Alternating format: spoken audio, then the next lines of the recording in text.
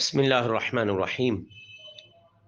अल्लाह ताला इरशाद फरमाता है, इन्न सफ़ा वल मरवत मिन शआइरिल्लाह। बेशक सफ़ा और मरवा ये अल्लाह की निशानियों में से है।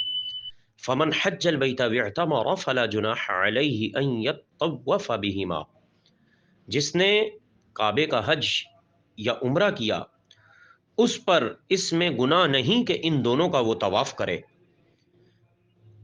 वमन ततव्वा खैरा, और जिसने ज्यादा किया तो वो ज्यादा भला है।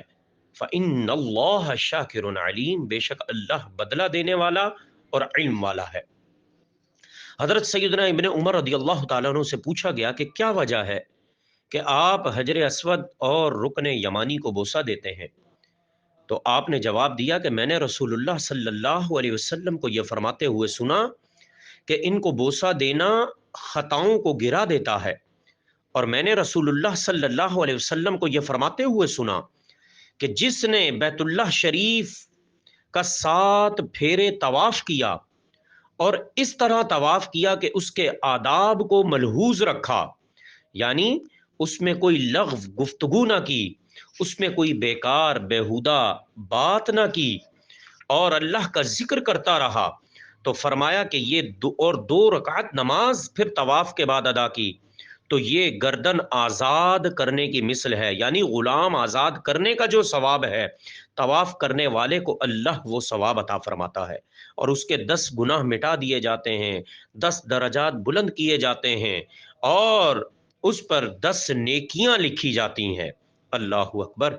और फिर हजरत सैयदना मोहम्मद बिन मुनकदिर रिवायत करते हैं कि वो अपने वालिद से रिवायत करते हैं कि रसूलुल्लाह सल्लल्लाहु अलैहि वसल्लम ने इरशाद फरमाया कि जो बैतुल्लाह का 7 फेरे तवाफ करे और उसमें कोई लग़व बात न करे, तो वो ऐसा है जैसे गर्दन आज़ाद की हो।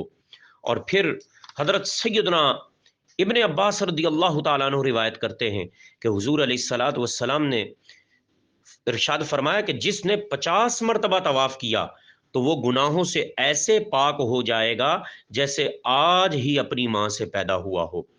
और एक रिवायत में है कि नबी पाक अलैहिस्सलातु वस्सलाम ने इरशाद फरमाया कि बैतुल्लाह के गिर्द तवाफ करना ये नमाज की तरह है। फर्क सिर्फ इतना है कि हम नमाज में कलाम नहीं करते, जबकि तवाफ में कलाम किया जाता है। लिहाजा जो तुम कलाम करो तो खैर के सिवा कोई बात ना कहो। और फिर नबी पाक अलैहिस्सलातु वस्सलाम ने इरशाद फरमाया कि हजर अस्वद जब जन्नत से नाजिल हुआ तो ये दूध से भी ज्यादा सफेद था। आदम की खताओं ने उसे स्याह कर दिया, यानी औलाद आदम की खताओं ने उसे स्याह कर दिया। और फिर हजरत इब्ने उमर रदी अल्लाह तआला अन्हु फरमाते हैं कि मैंने रसूलुल्लाह सल्लल्लाहु अलैहि वसल्लम को फरमाते हुए सुना कि हजर अस्वद और मकाम इब्राहिम ये जन्नत के याकूत हैं। अल्लाह ताला ने इनके नूर को मिटा दिया, इनके नूर को ख़त्म कर दिया। अगर रब ताला मकाम इब्राहिम और हजर अस्वद के नूर को न मिटाता, तो मशरिक व मगरिब के दरमियान जो कुछ भी है, इस मकाम इब्राहिम और हजर अस्वद के नूर से ये सब कुछ रोशन हो जाता।